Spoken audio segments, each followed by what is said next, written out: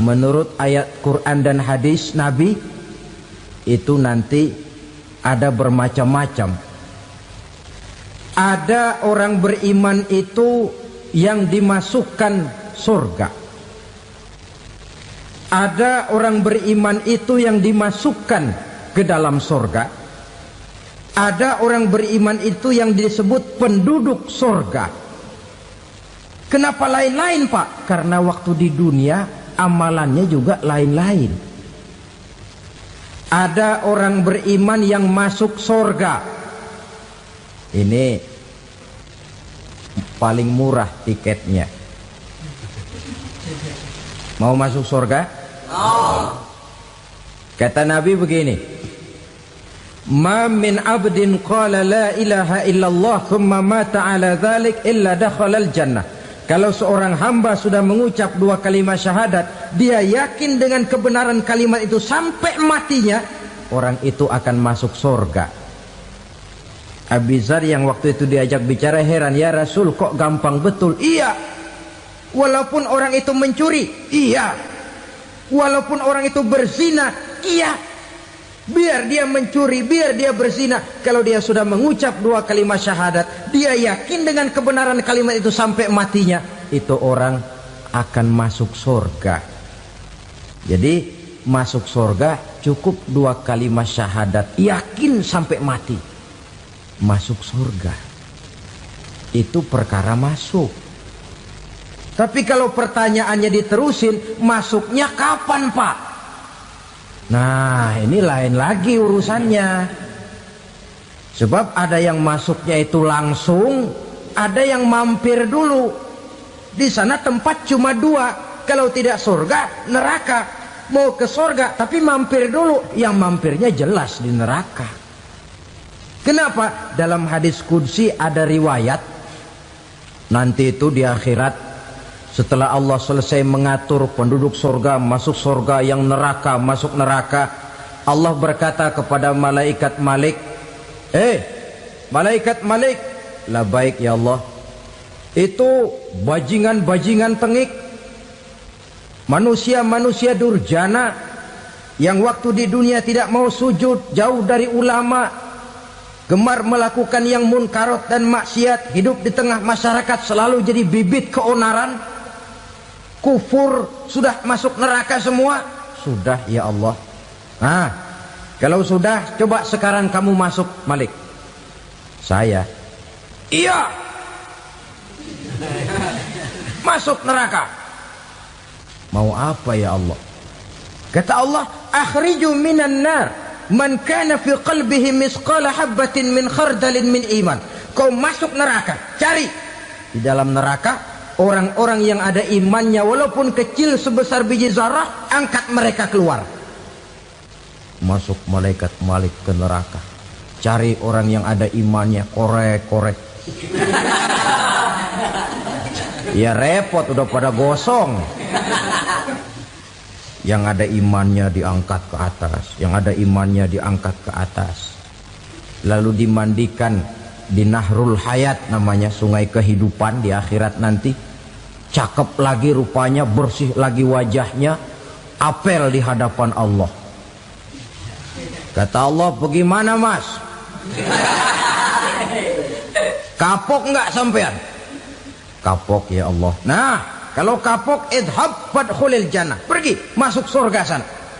Berangkat mereka ke surga, ketemu sama teman-temannya yang udah sampai lebih dulu, yang nggak pakai mampir lagi. Terjadi dialog. Kata teman-temannya yang udah pada nyampe duluan, mas, iya, emang baru sampai? Saya baru sampai. Memang mampir di mana dulu mas? Kita sudah lama sampai di surga. Saudara buka surah Al-Muddatsir ayat 34-35. Ma salakakum fis saqar? Kenapa kamu mampir di neraka Saqar? Qalu lam naku minal musallin. Mereka menjawab, kami mampir di neraka Saqar mas, gara-gara dulunya kami waktu di dunia ndak pernah sholat.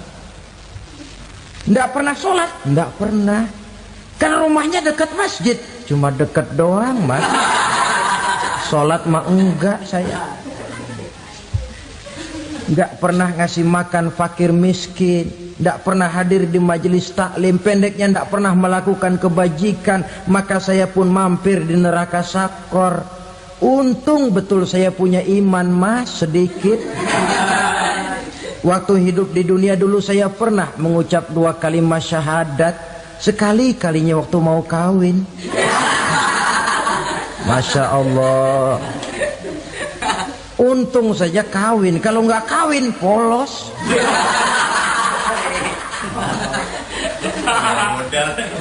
Itu juga pengulu sudah setengah mati ngajarin. Asyhadu alla, asyaduaan, asyaduaan.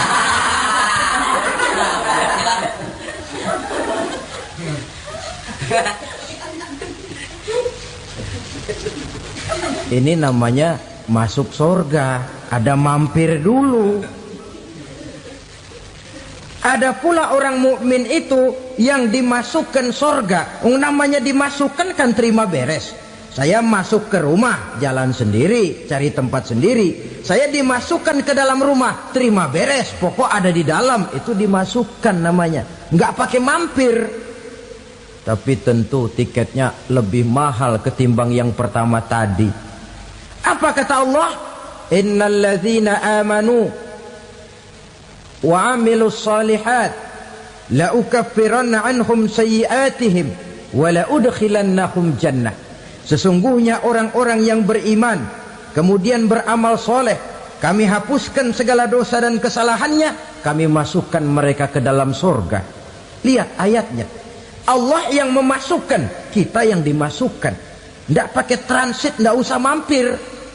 Cuma tidak cukup syahadat, tidak cukup amanu, tapi diiringi dengan wa amilus salih.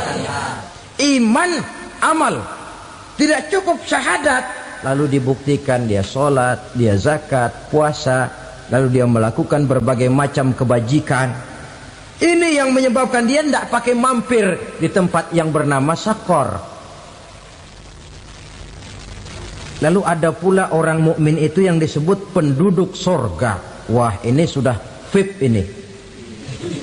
Ashabul jannah, penduduk sorga.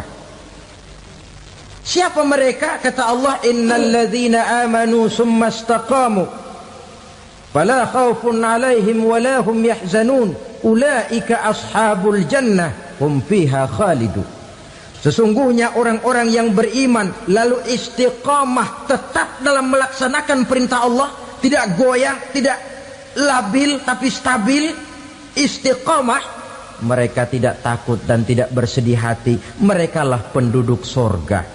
Iman, istiqamah. Tidak punya duit, sembahyang. Banyak duit, sembahyang. Miskin, sembahyang. Kaya, tetap sembahyang. Istiqamah. Kadang orang kalau susah rajin ke masjid, banyak duitnya ngelihat masjid melengos. Waktu miskin hamba Allah, setelah kaya jadi hamba harta. Bergeser, tidak ada nilai istiqomahnya.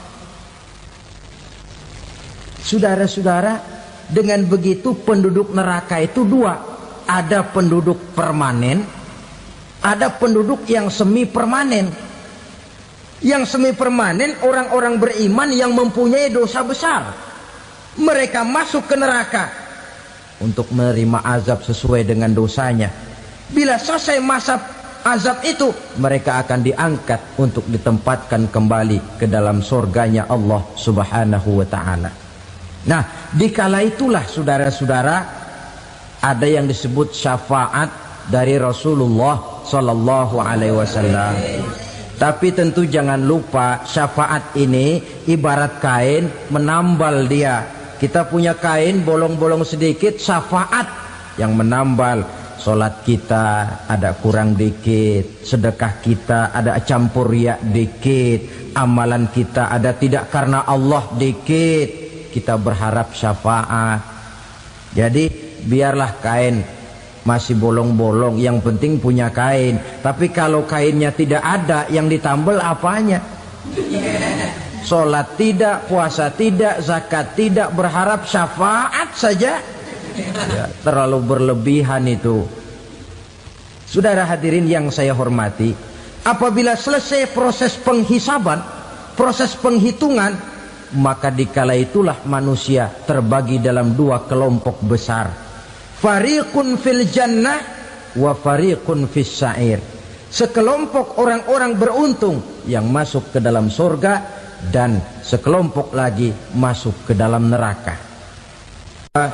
Ibu-ibu, saudara-saudara kaum muslimin rahimakumullah, pada pertemuan yang lalu sudah saya jelaskan bahwa hidup selalu berakhir dengan kematian. Apabila datang kematian menimpa seseorang, datanglah kiamat baginya. Itu yang disebut dengan kiamat kecil. Hakikatnya mati adalah perpindahan dari kehidupan di dunia ini menuju kehidupan di alam barzakh. Menunggu kita di alam barzakh sampai datangnya saat kiamat. Entah 10 tahun, entah 100 tahun, entah 1000 tahun, hanya Allah saja yang maha tahu. Adapun orang-orang beriman yang melakukan amal kebajikan dalam kehidupan di dunia ini, masa penantian yang lama di alam barzakh buat mereka sebentar saja. Tetapi bagi orang-orang kafir yang ingkar, yang tidak beriman kepada Allah, yang hidup di dunia cuma menumpuk-numpuk dosa, tentu penantian di alam barzakh akan merupakan waktu yang sangat lama. Bukankah dalam kehidupan kita waktu itu memang relatif? Contoh misalnya, bagi pemuda-pemudi yang sedang duduk asyik memadu cinta, waktu 4-5 jam saja rasanya cuma 4-5 menit. Tenggelam oleh keasikan. Tapi buat orang yang berbaring di rumah sakit, meratap di balik-balik apa itu tembok derita kata lagu, di balik dinding-dinding penjara, sehari bagai seminggu, seminggu rasa sebulan, sebulan boleh jadi rasa setahun. Penantian yang sangat lama. Kapan kiamat itu akan datang? Ini rahasia Allah. Jangankan kita yang orang awam, baginda Nabi sendiri tidak diberitahu oleh Allah kapan kiamat itu akan terjadi. Tetapi sungguh pun demikian, banyak hadis-hadis yang menjelaskan ciri atau tanda-tanda datangnya kiamat. Nah, kalau sudah bicara soal tanda, tanda kiamat itu ada dua. Pertama yang disebut alamatus sughra, tanda-tanda kecil. Ini waktunya masih ada tenggang. Ada yang dinamakan alamatul kubra, tanda-tanda besar. Artinya kiamat sudah diambang pintu. Apa tanda-tanda kecil dari datangnya hari kiamat itu? Misalnya kata Nabi, apabila ilmu sudah diangkat oleh Allah, artinya apabila ulama sudah banyak wafat, minat orang belajar agama berkurang, lalu kebodohan nampak merajalela di mana-mana, zina dikerjakan secara terbuka, minuman-minuman keras jadi kebanggaan, itu termasuk di antara tanda-tanda kecil terjadinya hari kiamat. Apalagi misalnya iza waladatil ammatu rabbataha, apabila budak sudah melahirkan tuan. Apa maksudnya? Ada yang mentafsirkan apabila anak sudah bisa membudaki orang tuanya. Orang tua yang melahirkan dia, yang membesarkan dia, demi setelah si anak besar jadi orang berpangkat, bertitel, berharta, berkedudukan, jadilah orang tua itu budaknya. Sehingga sering dibilang kalau orang tua kaya, anak jadi raja. Tapi kalau anak yang kaya, orang tua sering jadi budak. Apalagi munculnya fitnah yang bergelombang, timbul perang antara dua bangsa yang besar, waktu berjalan terasa sangat pendek sekali. Itu merupakan tanda di antara tanda-tanda kiamat. Termasuk di dalamnya sulit membedakan mana laki, mana perempuan. Kan kalau tanda-tanda kayak begini sekarang sudah banyak kita lihat kan.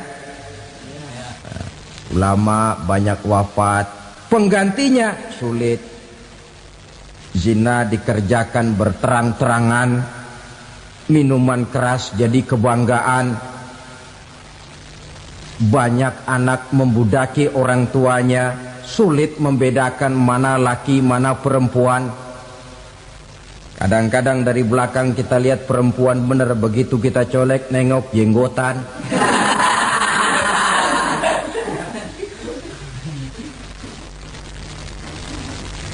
Ini termasuk tanda-tanda kecil.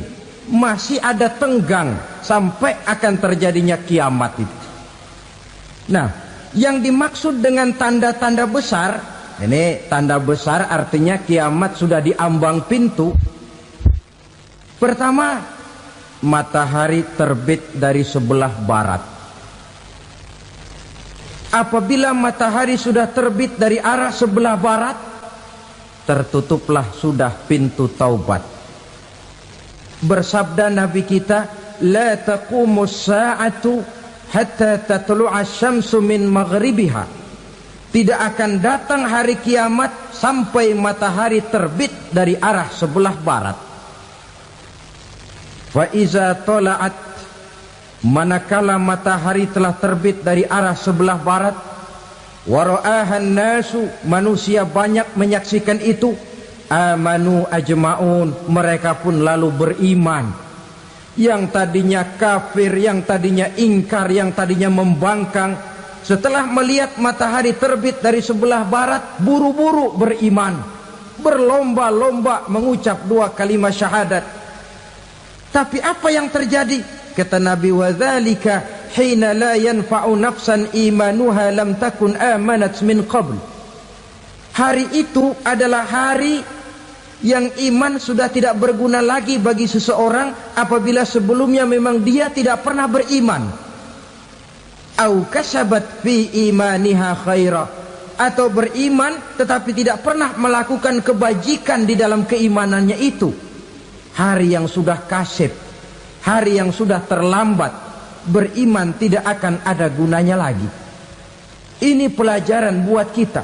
Sebelum sang surya terbit dari sebelah barat, sebelum nafas sampai di tenggorokan, artinya pintu taubat masih terbuka.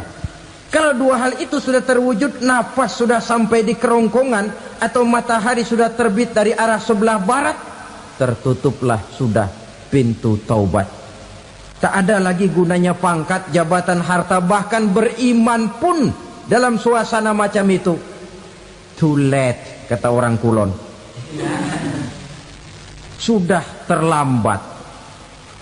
Matahari terbit dari arah sebelah barat. Itu tanda besar, artinya kiamat sudah diambang pintu. Lalu apalagi tanda besar? Munculnya Dajjal. Dajjal artinya pendusta-pendusta yang menyesatkan manusia. Ada dua macam Dajjal, saudara. Ada Dajjal kecil. Ini Dajjal kelas teri. Kalau ini sejak zaman Rasulullah sudah ada itu. Tiap zaman ada.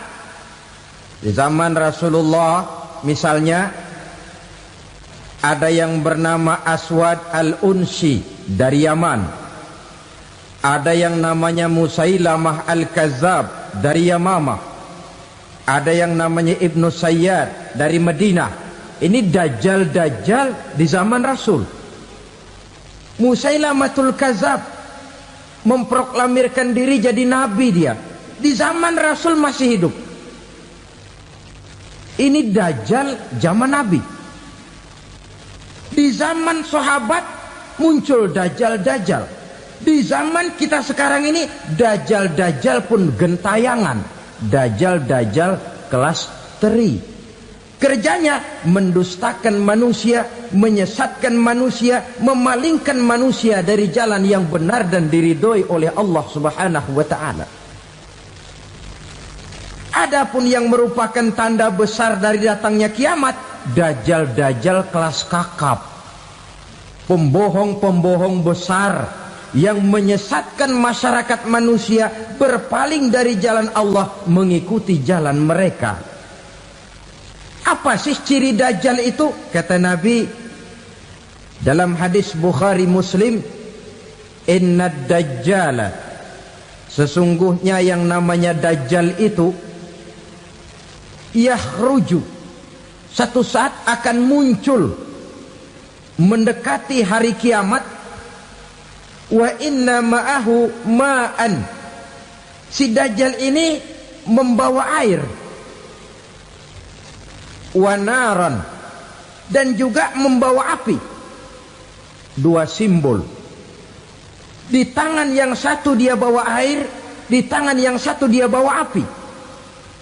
Wa ammal ladzi yarahu an-nasu ma'an fanarun, adapun yang orang banyak lihat air, hakikatnya adalah api. Yang dilihat api, hakikatnya adalah air. Oleh sebab itu, kalau api yang ditawarkan, ambillah air. Kalau air yang ditawarkan, pilihlah api. Maksudnya apa ini? Ini bahasa simbol, saudara-saudara. Dajjal bicaranya seolah-olah untuk kepentingan manusia. Menawarkan surga. Surga yang dia tawarkan hakikatnya neraka. Hai manusia, kalau kau mau bahagia, jangan dekat-dekat dengan agama. Solat itu tidak efektif dan efisien, tidak produktif dari segi ekonomi itu. Menghadiri majelis taklim cuma buang-buang waktu. Tahajud, tasbih, tahlil, baca Quran, apa itu? Pekerjaan mubazir saja. Hidup ini cuma sekali, masa yang cuma sekali, manfaatkan dengan sebaik-baiknya. Mumpung, dibawanya sifat mumpung tetapi dalam pengertian yang sangat negatif. Bicaranya seolah-olah untuk kepentingan manusia, tetapi sebenarnya menjerumuskan manusia. Menawarkan air tapi sebenarnya api. Menawarkan api tapi hakikatnya air. Buat apa kamu sholat? Buat apa kamu bayar zakat? Buat apa kamu puasa? Surga yang dicanangkan dajjal hakikatnya neraka. Neraka yang digambarkan dajjal pada dasarnya adalah surga. Jadi memutarbalikkan fakta itu kerjaan dajjal. Yang hak jadi batil, yang batil dibilang hak, yang benar jadi salah, yang salah malah jadi benar. Tuntunan disuruh jadi tontonan, tontonan malah menjadi tuntunan. Itu pekerjaan dajjal profesinya. Zamannya Nabi Adam, dajjalnya kan iblis. Betul? Betul. Apa sih gang kerayuan iblis itu? Allah setelah menciptakan Nabi Adam kan bilang, Adam, kau dan istrimu Hawa tinggal di surga ini. Seluruh fasilitas yang ada di surga persilahkan kau nikmati. Satu yang tidak boleh, jangan coba-coba dekati pohon khuldi. Dekat saja jangan, apalagi sampai memetiknya. Datang dajjal yang namanya iblis ini. Adam, kamu tahu nggak kenapa tidak boleh makan buah khuldi? Ya nggak tahu, pokoknya saya dilarang. Bodoh kamu Dam. Khuldun artinya kekal. Kalau kamu makan itu buah, kau akan kekal di surga buat selamanya. Allah tidak kepengen, maka dilarang kamu makan buah khuldi. Kalau kau ingin kekal di surga Adam, makan saja. Saya bicara begini ini untuk kepentingan kamu Adam. Ini kan ciri-ciri Dajjal. Bicaranya sih seolah-olah untuk kepentingan Nabi Adam, hakikat sebenarnya menjerumuskan Nabi Adam supaya ingkar dan melanggar larangan dari Allah Subhanahu wa ta'ala. Jadi setelah muncul Dajjal, timbul kekacauan-kekacauan di masyarakat. Banyak yang terpengaruh, terpedaya dan terpesona. Termasuk mereka yang memproklamirkan diri jadi nabi, mereka yang memproklamirkan diri jadi rasul di zaman sesudah Rasulullah wafat. Itu adalah Dajjal. Maka saya ingatkan, kalau di zaman kita sekarang ini ada orang ngaku jadi nabi, ada orang ngaku jadi rasul, biar bahasa Arabnya kental, Quran hafal, hadis ribuan hadis hafal, biar pakai serban sampai menyengser ke tanah, bahasa Arabnya fasih, tapi dia mengaku jadi nabi, jadi rasul, kita umat Islam wajib tidak percaya. Wajib untuk tidak percaya. Itulah Dajjal zaman kita sekarang ini. Tidak mustahil mereka datang mempengaruhi orang awam supaya berpaling dari Rasulullah, mengikuti mereka. Nah, di akhir zaman nanti, mendekati hari kiamat, Dajjal ini muncul. Dajjal kelas kakap, menyesatkan masyarakat manusia untuk berpaling dari Islam, mengikuti seruan mereka. Apalagi di antara datangnya kiamat itu, tanda yang besar itu, turunnya Nabiullah Isa Al-Masih, putra Maryam. Menurut berbagai hadis yang sahih, Nabi Isa Al-Masih nanti akan turun lagi. Tidak membawa risalah yang baru, tapi meluruskan risalah Islam ini yang telah banyak ditinggalkan oleh masyarakat. Bahkan ada hadis menjelaskan beliau akan membunuh Nabi, mematahkan kayu-kayu salib, lalu melaksanakan haji dan umrah mengikuti syariat Nabi Muhammad, bukan membawa agama baru. Menjadi semacam mujaddid, reformer, menyelamatkan manusia dari bisikan Dajjal. Bahkan ada riwayat yang menjelaskan bahwa Nabi Isa berhasil mengalahkan Dajjal, mengembalikan masyarakat manusia kembali kepada ajaran Islam yang datang dari Allah, dibawa oleh Rasulullah Sallallahu Alaihi Wasallam. Dengan kata lain, turunnya Nabi Isa bukan sebagai Nabi dan Rasul baru, tetapi mengikuti syariat Nabi kita Muhammad Sallallahu Alaihi Wasallam. Saudara hadirin, ibu-ibu hadirat yang saya hormati, kemudian apalagi di antara tanda-tanda besar akan datangnya kiamat itu? Keluarnya asap atau awan. Kata Nabi, inna min asrati sa'ah dukhanan yamla'u ma bainal masyriqi wal maghrib. Di antara tanda-tanda kiamat, munculnya awan antara langit dan bumi. Ini pun diperkuat dalam surah Ad-Dukhan ayat 10. Fartaqib yauma ta'tis sama bidukhanim mubin fayughshan nas hadza azabun alim. Bagi orang-orang yang beriman, mereka biasa-biasa saja. Tapi bagi orang kufur, datangnya asap dan awan ini merupakan azab yang kelewat pedih. Barangkali sedikit mendekati gambaran tentang azab yang pedih ini, saya ingatkan alam pikiran kita kepada peristiwa yang belum lama terjadi. Pernah dengar berita bocornya reaktor nuklir di Chernobyl, Uni Soviet? Pernah dengar?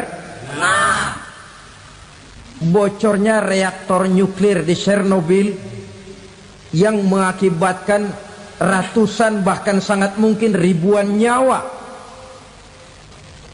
Cuma satu reaktor. Bagaimana kalau seluruh cadangan nuklir yang dimiliki oleh para negara adikuasa ini diledakkan?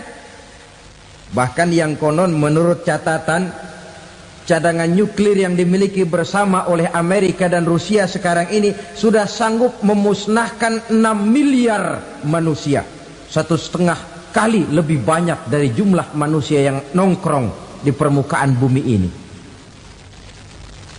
Saudara-saudara hadirin yang saya hormati, lalu saat mendekati hari kiamat, apalagi tandanya? Setelah Nabi Isa wafat, pada saat turunnya yang kedua kali,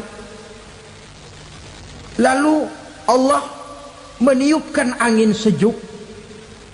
Semua orang-orang beriman, orang-orang baik wafat, sehingga penghuni bumi ini cuma tinggal lagi terdiri dari orang-orang kafir. Tidak ada lagi di bumi ini yang bisa mengucapkan Allah. Sehingga dalam hadis qudsi itu ada keterangan, innallaha azza wa jalla yaqulu li Israfil. Allah pernah pesan kepada malaikat Israfil, kata Allah, Israfil, idza sami'ta qailan yaqul Allah Allah fa akhirin nafakh 40 sanatan ikraman liqailiha. Hai Israfil, apabila kau dengar di permukaan bumi masih banyak orang yang mengucapkan Allah Allah, maka tunda sangkakala kiamat itu 40 tahun. Untuk apa? Ikraman liqailiha, menghormati orang yang mengucapkan Allah Allah itu. Wah, jadi karena sekarang masih banyak yang mengucapkan Allah, besar hatilah kita, masih jauh kiamat itu. Tapi jangan lupa, kiamat pribadi, kiamat kecil itu yang gak kita sangka-sangka. Ajal datang mencabut nyawa, itu kiamat pribadi, dan itu yang pasti kita hadapi, dan itu yang membuat kita tidak boleh bersikap main-main di dalam kehidupan sekarang ini. Saudara hadirin yang saya hormati, tidak ada lagi orang-orang muslim. Seluruh penduduk dunia ini kafir. Lalu terciptalah struktur sosial yang berlandaskan prinsip hidup semau gue. Bakal terjadilah prinsip di mana yang kaya menyantap yang miskin, yang kuat menindas yang lemah. Hidup sudah bagaikan di rimba belantara, berlaku hukum rimba, siapa yang kuat dia yang menang, siapa yang lemah menjadi mangsa. Timbul kekacauan, maksiat merajalela, munkarat menjadi-jadi, sehingga isi bumi ini penuh dengan segala macam perbuatan dosa. Tidak ada perlunya lagi alam diperpanjang temponya. Datang saat yang sudah dijanjikan oleh Allah Azza wa Jalla, maka terjadilah yang disebut kiamat kubra, kiamat besar, kiamat ancur-ancuran. Bagaimana kejadian ini dimulai? Dalam surah Az-Zumar ayat 68, Allah subhanahu wa ta'ala berfirman, wa nufikha fis suri fasa'iqa man fis samawati wa man fil ardi illa man sya'allahu. Maka manakala ditiuplah sangkakala, terkejutlah seluruh yang ada di langit dan seluruh yang ada di bumi. Bila saat kiamat datang, Allah perintah malaikat Israfil, Israfil, tiup sangkakalamu. Ditiuplah sangkakala oleh malaikat Israfil. Yang akibat daripada tiupan itu, seluruh yang ada di langit, seluruh yang ada di permukaan bumi terkejut. Yang ada di langit siapa? Malaikat kan. Bayangin aja kalau malaikat kaget, apalagi kita. Terkejut seluruh makhluk yang ada di bumi, yang ada di langit mendengar suara sangkakala itu. Bunyinya tidak sanggup kita bayangkan dahsyatnya. Ledakan nuklir, ledakan neutron, belum apa-apa ketimbang bunyi sangkakala malaikat Israfil ini. Nah, lalu mendengar bunyi sangkakala ini, gemparlah makhluk, kacaulah alam.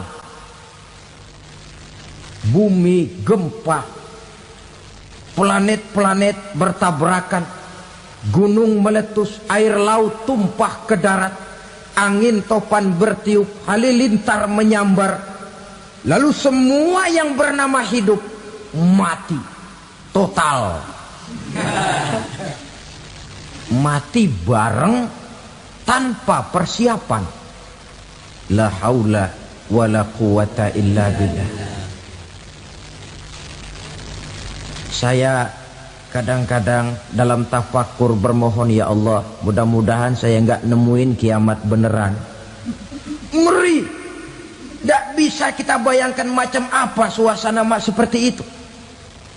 Allah saja banyak memberikan gambaran, misalnya Al-Qari'ah, wa mal qari'ah, wa ma adraka mal qari'ah. Kejadian yang menggemparkan. Tahukah kamu apa kejadian yang menggemparkan itu? Yauma yakunun nasu kal farasil mabsus wa takunul jibalu kal ihnil manfus. Pada saat itu manusia berterbangan bagai kupu-kupu, gunung berterbangan seperti kapas ditiup angin. Gunung saja macam kapas, konon lagi manusia. Kematian total, mulai semut sampai gajah mati, jin mati, iblis mati, malaikat mati. Malaikat saja mati. Saudara hadirin yang saya hormati, kematian total yang tanpa persiapan. Orang bilang, Pak, kalau mati bareng begitu yang repot malaikat maut dong ya. Cabut sana, cabut sini. Itu kalau menurut logika kita, mestinya begitu menurut logika. Tapi logika juga yang nggak perlu serepot itu. Sebab untuk mematikan listrik di wilayah DKI, di wilayah Jakarta, nggak perlu tiap rumah didatengin, matiin, ya lama. Cukup dari kantor pusatnya saja PLN tekan satu tombol, gelaplah seluruh Jakarta. Saudara hadirin yang saya hormati, kematian total. Lalu setelah kematian total, planet-planet juga mati, dalam arti tidak bergerak dan beredar. Angin mati, dalam arti tidak bertiup. Air mati, dalam arti tidak ada riak gelombang. Pokoknya semua mati. Kullu nafsin za'iqatul maut. Semua yang bernafas mati. Dalam ayat lain, kullu man 'alaiha fan. Semua yang ada di permukaan bumi fana. Yang kekal cuma Allah Subhanahu wa ta'ala. Yang paling belakang mati, malaikat maut dan malaikat Israfil. Tapi mati juga sesuai dengan janji Allah. 10 lamanya. Tidak dijelaskan oleh Abi Hurairah 40 jam, apa 40 hari, apa 40 tahun. Hadis-hadis cuma menyebutkan 40 saja. Sunyi alam, yang tinggal cuma Allah saja lagi. Ketika itu Allah berseru-seru, katanya, limanil mulkul yauma. Siapa para penguasa hari ini? Mana itu raja-raja dan penguasa yang dulu mengaku jadi Tuhan? Fir'aun. Mana Fir'aun sekarang? Yang dulu jadi raja, merasa berhasil, sombong, lalu tidak mau turun-turun dari kekuasaannya, sampai kepada puncak kekurang ajarannya mengangkat diri jadi Tuhan. Mana itu Fir'aun? Namrus. Mana sekarang Namrus? La ilaha illa ana. Ternyata tidak ada Tuhan lain selain daripada aku, kata Allah. Proses kemudian, saudara-saudara, turunlah hujan dari langit. 40 lamanya hujan itu. Tidak jelas juga 40 jam apa 40 hari. Setelah air turun membasahi, datanglah tiupan sangkakala yang kedua. Semua yang bernama mati bangkit dari kuburnya masing-masing. Ini yang disebut Yaumul Ba'thi, hari kebangkitan. Allahu Akbar. Pada saat kita bangkit dari kubur kita masing-masing, kumpul di padang mahsyar namanya. Bayangin aja, saya sendiri nggak sanggup bayangin. Manusia sejak zaman Adam sampai zaman kiamat kumpul bareng di tempat sama. Berapa banyaknya itu?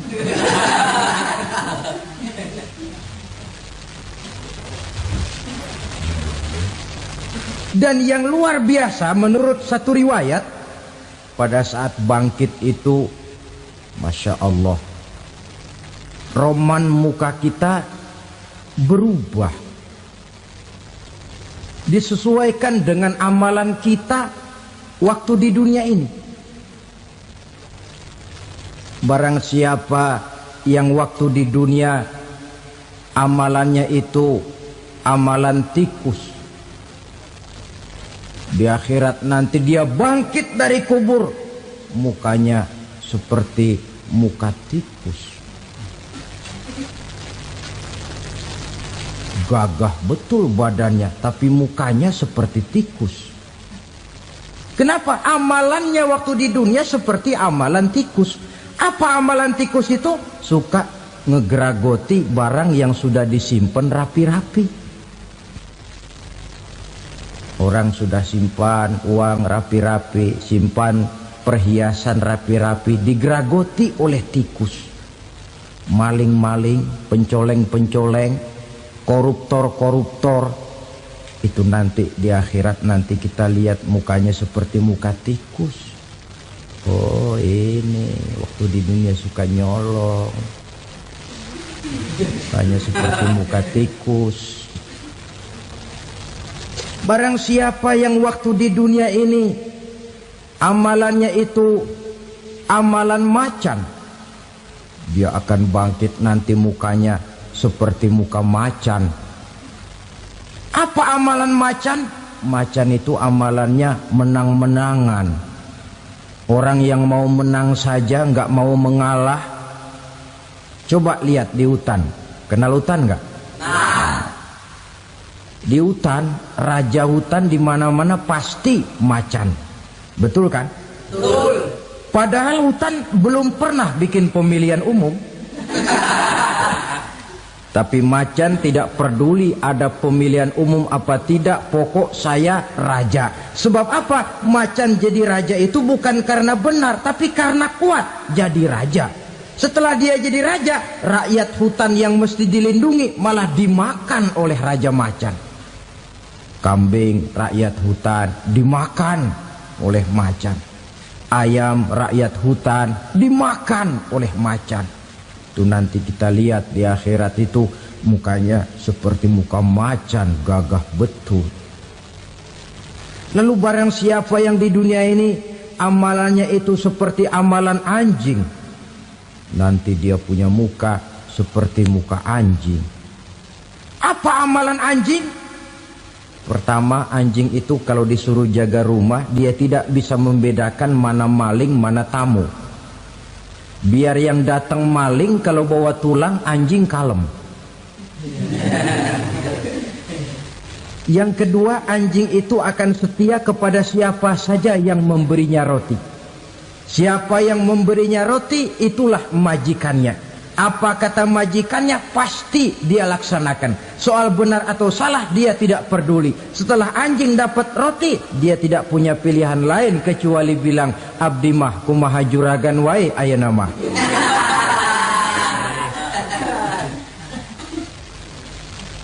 Saudara hadirin yang saya hormati, berkumpul di padang mahsyar, tiap orang sibuk dengan persoalannya masing-masing. Matahari waktu itu didekatkan oleh Allah. Panas luar biasa.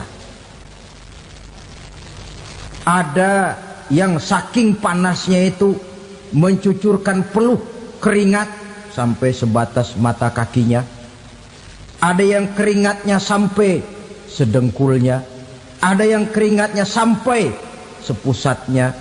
Ada yang keringatnya mengalir sampai sebahunya. Ada yang kelelap oleh keringatnya sendiri, sementara orang di sampingnya nggak apa-apa. Bergantung lagi amalan dia waktu di dunia ini. Saudara-saudara, sebagian orang dalam kepanikan padang mahsyar berombong-rombong datang mereka menghadap Nabi Adam. Ya Adam, anta abal bashar. Hai Adam, Tuhan adalah bapak moyang manusia. Kami sebentar lagi akan disidang, dimintakan pertanggungan jawab. Tolonglah kami, hai Adam. Kata Nabi Adam, jangankan nolongin sampean, saya sendiri tanggung jawab di hadapan Allah ketika dulu tidak boleh makan khuldi, saya serobot. Sudahlah, urus diri masing-masing saja, nafsi. Begitu kata Nabi Nuh, begitu kata Nabi Ibrahim. Tiap orang bertanggung jawab sendiri-sendiri. Ketika itulah saudara-saudara, nikmatnya menjadi umat Nabi besar Muhammad sallallahu alaihi wasallam. Sebab apa? Walaupun menurut abjad kita ini umat paling belakang, paling belakang kita ini toh, karena Nabi Muhammad adalah Nabi akhir, tapi akan dihisap lebih dulu, lewat di atas sirat lebih dulu, masuk surga lebih dahulu ketimbang umat-umat belakangan. Ketika Rasul mendekati ajal, beliau tanyakan itu kepada malaikat Jibril. Malaikat Jibril berkata, Muhammad jangan khawatir, Allah sudah berjanji, inni haramtul jannata ala sairil anbiya hatta tadkhulaha anta wa haramtuha ala sairil umami hatta tadkhulaha ummatuka. Surga aku haramkan buat seluruh nabi kecuali kalau engkau Muhammad sudah masuk ke dalamnya, dan surga aku haramkan buat seluruh umat kecuali kalau umatmu Muhammad sudah masuk ke dalamnya.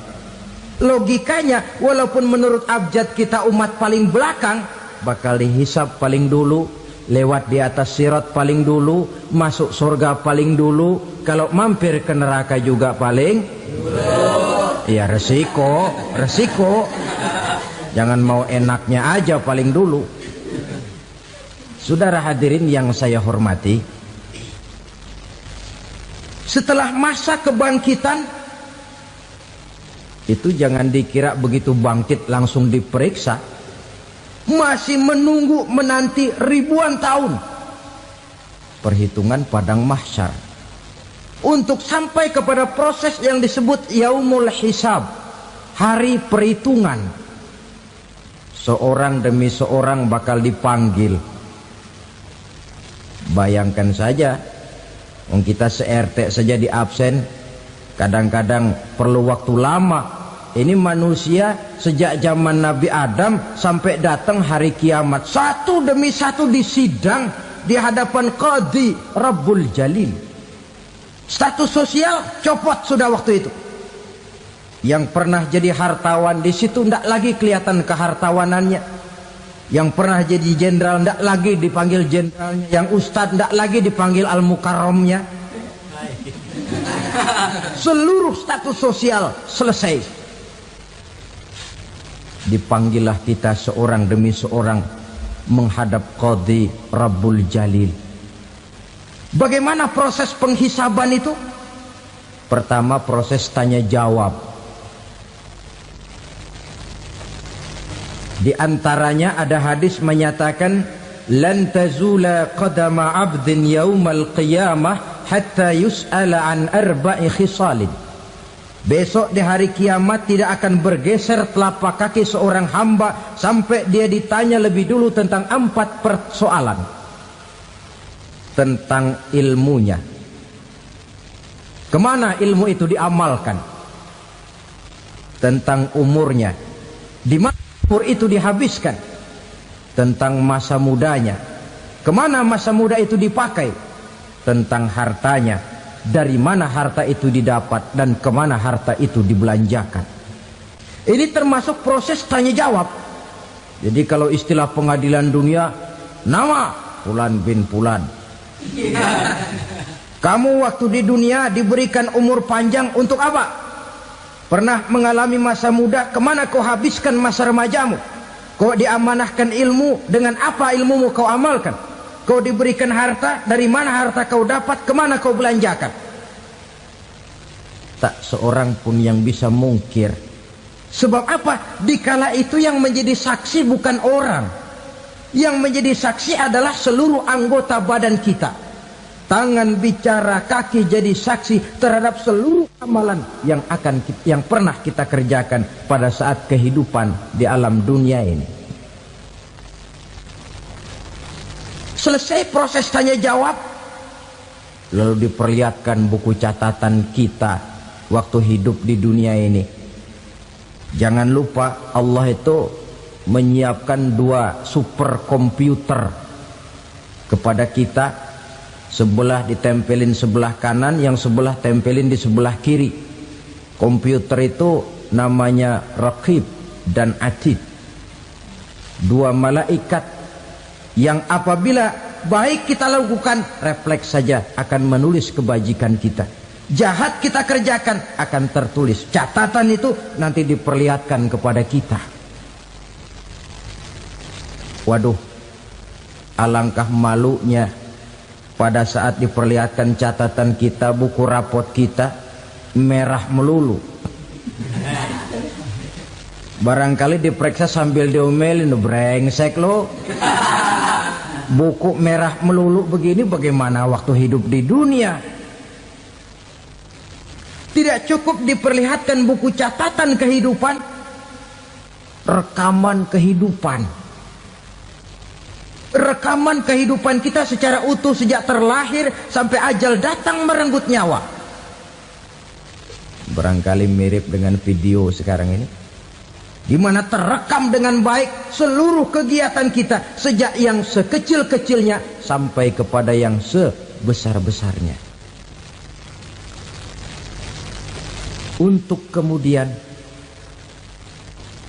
kita pun menerima balasan. In khairan fa khairun wa in syarran fa syarrun. Kalau baik ya baik balasannya, kalau jahat ya jahat juga balasannya. Catatan-catatan kita diberikan. Kalau banyak kebajikannya diberikan di tangan kanan dengan cara yang halus. Kalau banyak kejahatannya diberikan dari sebelah kiri atau dilempar dari belakang. Itulah sebabnya sejak di dunia ini kita sudah mohon kepada Allah. Ketika berwudu membasuh tangan kanan, apa kita bilang? Allahumma a'tini kitabi biyamini wa hasibni hisaban yasira. Ya Allah, berikan saya kitab di tangan kanan, dan kalau saya memang perlu dihisap, hisaplah saya yang seringan-ringannya. Tangan kiri berlindung kita kepada Allah, jangan sampai diberikan kitab di tangan kiri atau dari arah sebelah belakang. Wa a'udzubika an tu'tiya kitabi bishimali aw min wara'i zuhri, dari arah sebelah belakang. Na'udzubillah min dzalik. Setelah selesai lewat proses penghisaban, lewat mizan, timbangan, maka yang sudah selesai dihisab itu bergeraklah menuju sirat, jembatan yang terbentang menuju surga melalui neraka. Saudara-saudara, panjangnya perjalanan sirat itu memakan waktu ratusan tahun. Tetapi orang yang lewat di atas sirat pun macam-macam, bergantung amalannya ketika di dunia ini. Ada yang lewat di atas sirat itu kalbarkil khatib, seperti kilat yang menyambar, lep, sudah sampai dia di surga. Cepat bukan main. Ada yang lewat di atas sirat itu seperti orang lari-lari. Ada yang lewat di atas sirat itu seperti orang jalan biasa. Ada yang sambil merangkak, ada yang sambil ngesor, ada yang sambil gelayutan, ada yang selamat sampai ke ujung ke surga, ada yang tergelincir jatuh masuk ke dalam neraka, bergantung amalannya dalam kehidupan di dunia sekarang ini. Tiap kita akan melewati yang namanya sirat ini. Saudara-saudara kaum muslimin yang saya hormati, dengan demikian mereka yang selamat melalui sirat sampai ke terminal akhir surga, mereka yang ketika dihisab ternyata banyak kejahatannya daripada kebaikannya, mereka singgah di dalam neraka. Nah, adapun orang-orang yang beriman menurut ayat Quran dan hadis Nabi itu nanti ada bermacam-macam. Ada orang beriman itu yang dimasukkan surga. Ada orang beriman itu yang dimasukkan ke dalam surga. Ada orang beriman itu yang disebut penduduk surga. Kenapa lain-lain, Pak? Karena waktu di dunia amalannya juga lain-lain. Ada orang beriman yang masuk surga. Ini paling murah tiketnya. Mau masuk surga? Kata Nabi begini, ma min abdin qala la ilaha illallah thumma mata ala dhalik illa dakhalal jannah. Kalau seorang hamba sudah mengucap dua kalimat syahadat, dia yakin dengan kebenaran kalimat itu sampai matinya, orang itu akan masuk surga.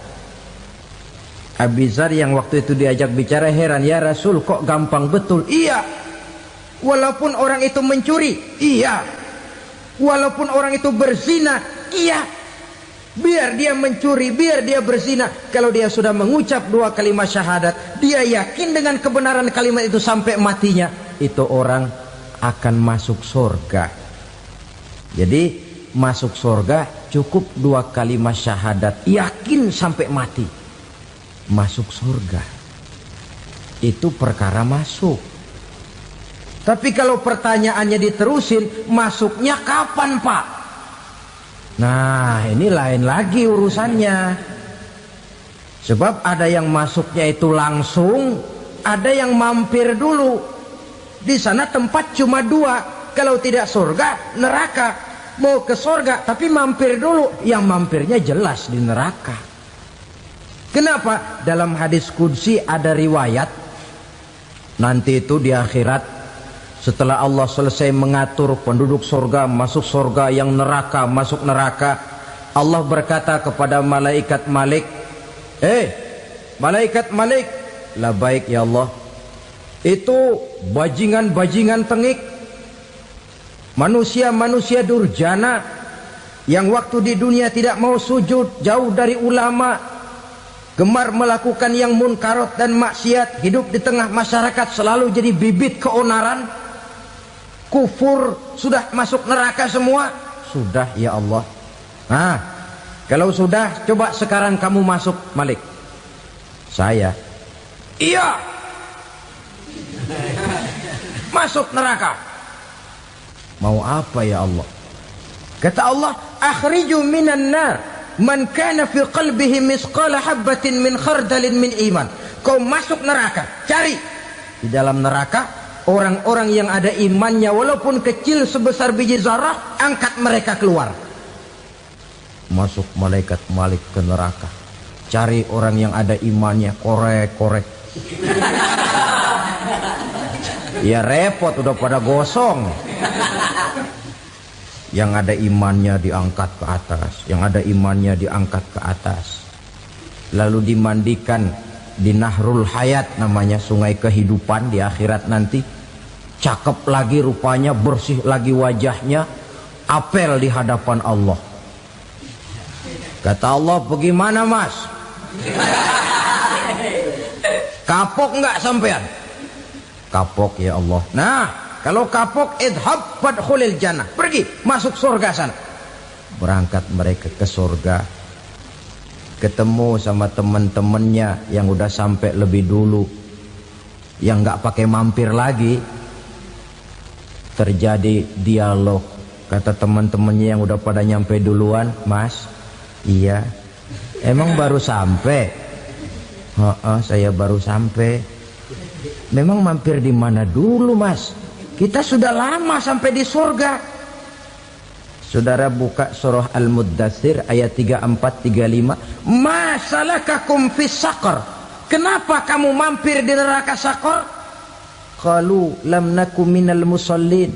Mereka menjawab, kami mampir di neraka Saqar, Mas, gara-gara dulunya kami waktu di dunia tidak pernah sholat. Tidak pernah sholat? Tidak pernah. Kan rumahnya dekat masjid. Cuma dekat doang, Mas. Sholat mah enggak saya. Enggak pernah ngasih makan fakir miskin, enggak pernah hadir di majelis taklim, pendeknya enggak pernah melakukan kebajikan. Maka saya pun mampir di neraka Saqar. Untung betul saya punya iman, Mas, sedikit. Waktu hidup di dunia dulu saya pernah mengucap 2 kalimat syahadat. Sekali-kalinya waktu mau kawin. Masya Allah. Untung saja kawin. Kalau nggak kawin polos.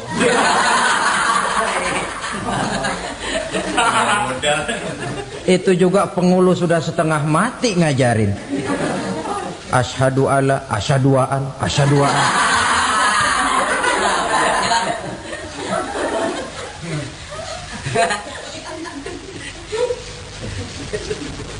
Ini namanya masuk surga, ada mampir dulu.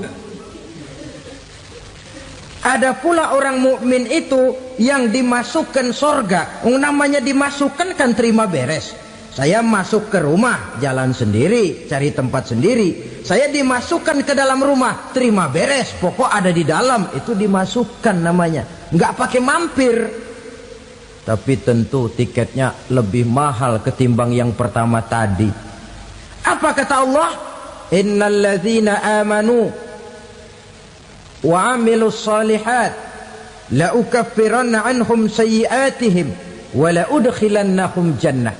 Sesungguhnya orang-orang yang beriman kemudian beramal soleh, kami hapuskan segala dosa dan kesalahannya, kami masukkan mereka ke dalam surga. Lihat ayatnya.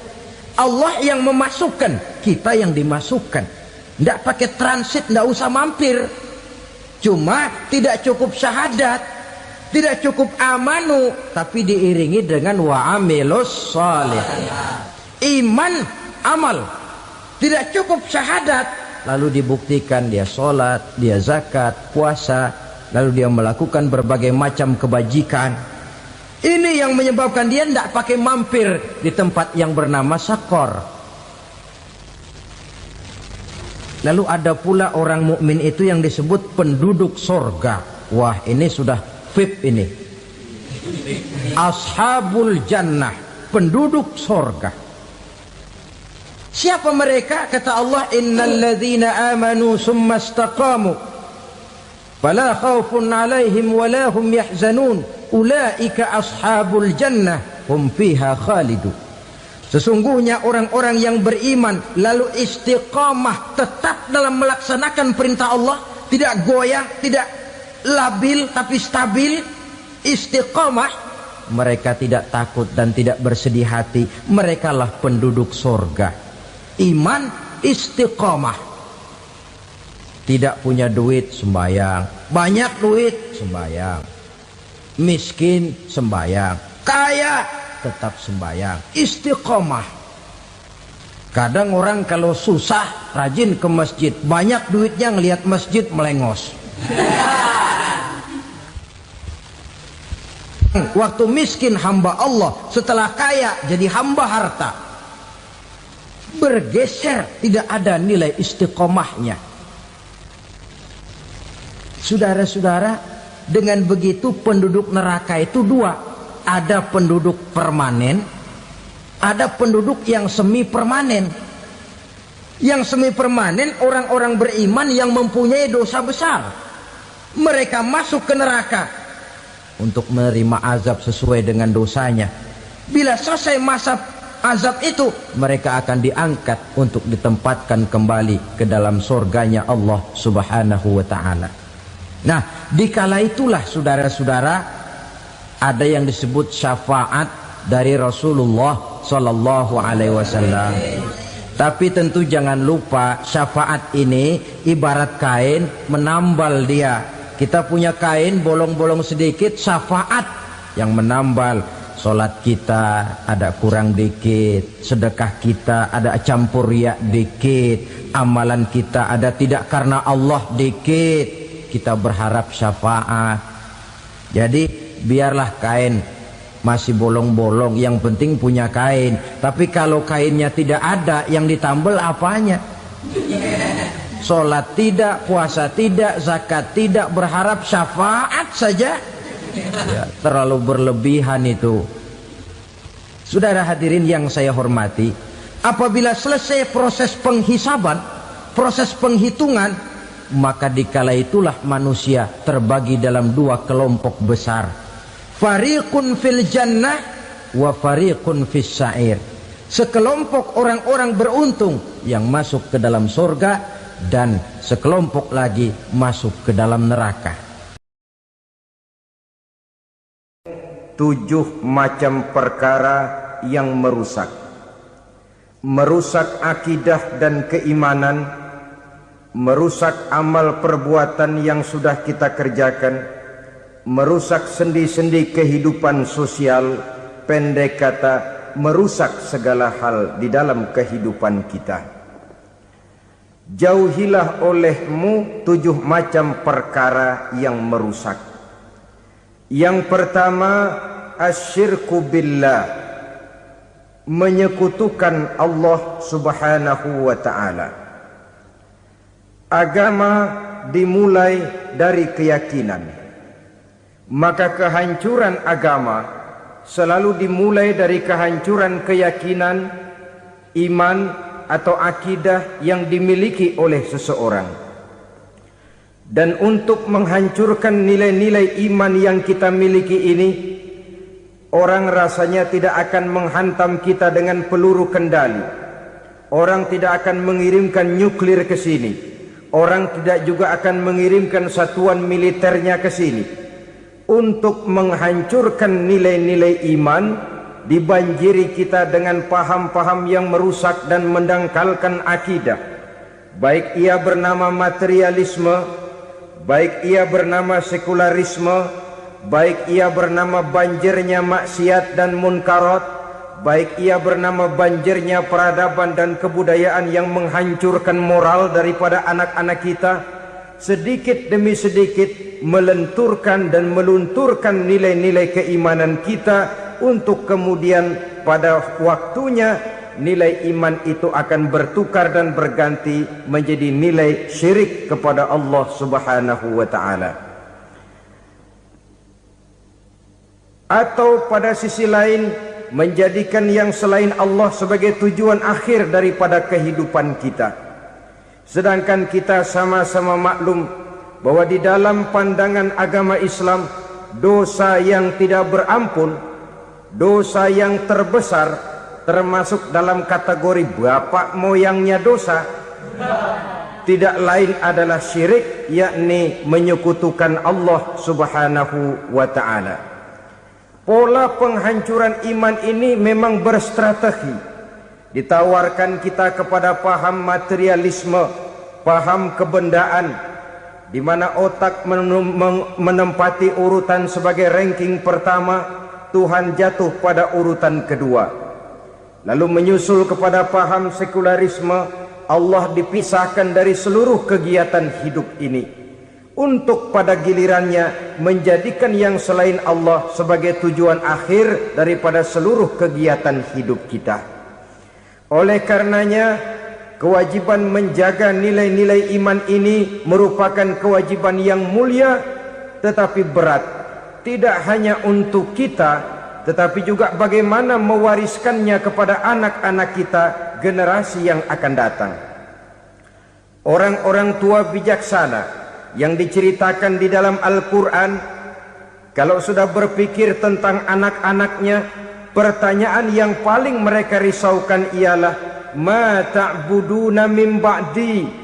Anakku, kalau pada satu saat aku, ayahmu sudah tidak ada lagi di dunia ini, meninggalkan kamu semua, ma ta'buduna min ba'di, apa yang akan kamu sembah nak?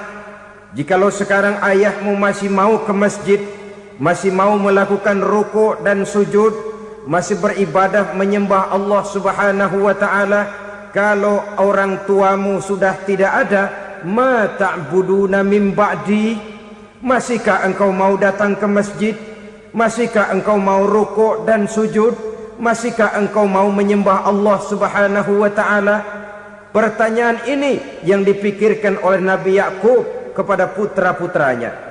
Pertanyaan ini yang diteruskan oleh Nabi Ibrahim kepada anak-anaknya.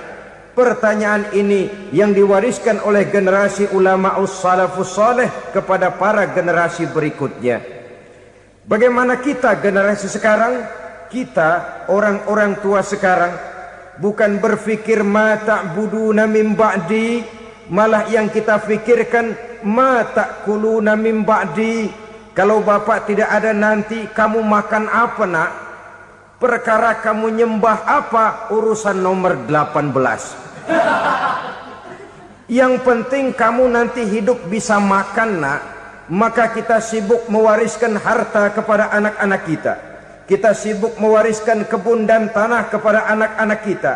Kita sibuk mewariskan pabrik kepada anak-anak kita. Sementara kita lupa mewariskan intan yang paling mahal, mewariskan mutiara yang paling berharga, yaitu nilai iman kepada Allah Subhanahu wa taala. Alangkah baiknya apabila warisan harta, warisan tanah dan kebun, warisan rumah dan pabrik didasari lebih dahulu dengan mewariskan nilai iman kepada Allah Subhanahu wa taala. Sebagai orang-orang tua, kita boleh bersedih kalau anak kita tidak mengerti komputer. Kita boleh bersedih kalau anak kita tidak mengerti matematika. Kita boleh bersedih kalau anak kita tidak mengerti bahasa Inggris. Tapi sewajarnya lebih bersedihlah kita orang tua jikalau mempunyai anak yang tidak kenal Allah sebagai Tuhannya, yang kemudian tidak mau rukuk dan sujud kepada Allah Tuhannya. Itulah kemalangan yang paling malang bila kita meninggalkan generasi yang tidak bertauhid kepada Allah Subhanahu wa taala. Betapapun anak kita tidak ngerti komputer, saudara, paling-paling kerugiannya cuma kerugian dunia.